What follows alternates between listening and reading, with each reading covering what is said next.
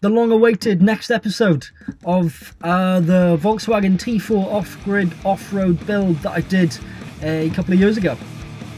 Sorry it's taken so long, not sorry. Why? I ran over my phone, lost a load of the pictures and videos, which took me ages to get, but I've got them now. And as well as that, I've just been enjoying the solitude of travelling, being in a van, making tons more music, playing a lot more guitar, and yeah, just enjoying life a little bit more, really. Since this van, I've made another couple as well. I've documented one of them really well, which was another T4, this time a high top, a bit posher inside, a few more luxuries if you like a proper sink and taps and things. But yeah, I'll be probably doing another video on that in like the next year because I'm slow.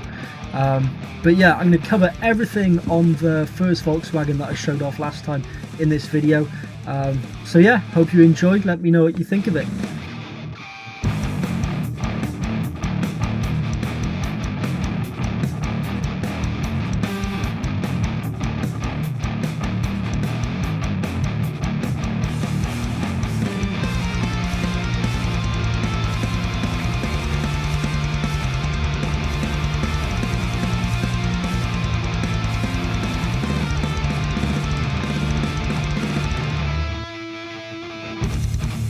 The rear of the van, the kitchen come bathroom. So everything kitchen bathroom was back here. You would have seen that pull-out workspace that I had there. That was really handy. And one of the best things I did was actually improvising just a little door that was lying around the house, that hatch that you see. So that's actually a pass-through, so the fridge freezer opened from the inside, so when I was in the van I could go in the fridge or the freezer and grab what I wanted. But then if I was going to be cooking out the back, I would go in the van, I'd grab everything I was going to be using to cook, you know, anything at all, say butter, meat, some vegetables. On the rare occasion I ate them, put them in the pass-through, and then I could just open it from the back, grab everything out, and I'd be cooking away. When I'm done with stuff, I could just put it back in the pass-through, removing the obstacle of coming out the side door with like all this stuff in my arms and killing myself. So yeah, that was pretty wise thinking on my part to do that, and it made things really easy.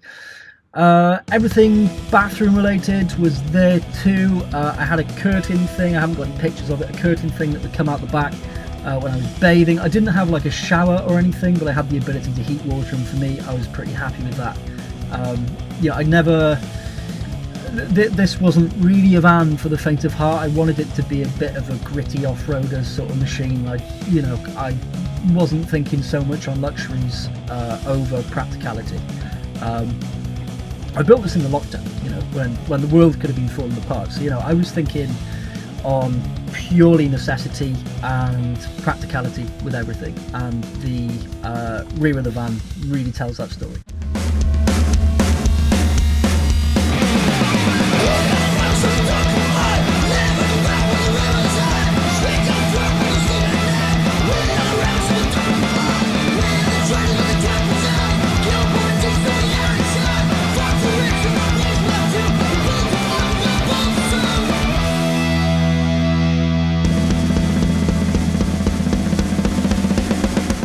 Living quarters. Yeah, this was actually really comfortable. One of the first things I fitted was a 5 kilowatt diesel heater.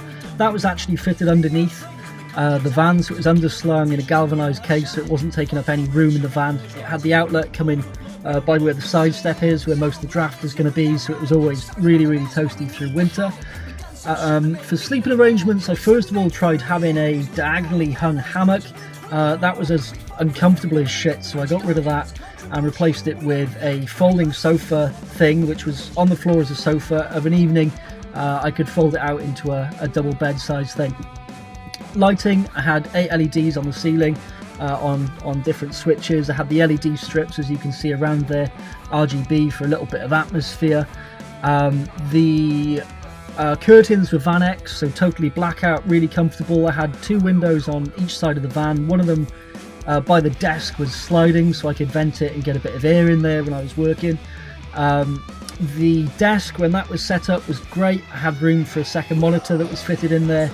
I had room for my keyboard, my guitars, my amps, everything I could possibly want. There was a load of storage space at the back of the van, which is where I kept my clothes and my frilly pants and stuff. In terms of power, I had a 280 amp lead acid battery running from a split relay, so it was charging whenever the engine was running. I'll talk more on the outside of the van, the solar panels and stuff, but needless to say there is tons of power on this thing.